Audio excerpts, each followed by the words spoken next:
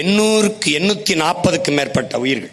இந்த காட்சியை பாருங்கள் என் உடன் பிறந்தார்களே, 12 நம் உடன் பிறந்தார்களே, நம் அண்ணன் தம்பிகளை ஒரே சங்கிலியில் பூட்டி இழுத்து கொண்டு போய் எவ்வளவு அவமதிக்கிறான் என்பதை நீங்கள் பாருங்கள். எவ்வளவு 12 பேரை இங்கே பாருங்கள், மொட்டை அடிக்கிறான். இந்த மொட்டை அடிப்பது எனக்கல்ல அவமானம், இந்த நாட்டை ஆள்கிற தலைவர்களுக்கு அவமானம், இந்த இனத்திற்கு அவமானம், இந்த நாட்டை ஆளுகிற பிரதமர் முதல்வர்களுக்கு ஏற்படுத்திய அவமானம். உன் நாட்டின் குடிமகனை இன்னொரு நாடு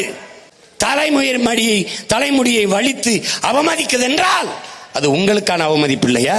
இந்த நாட்டுக்கான அவமதிப்பு இல்லையா? அறிவார்ந்த தமிழ் சமூக மக்கள் சிந்திங்க.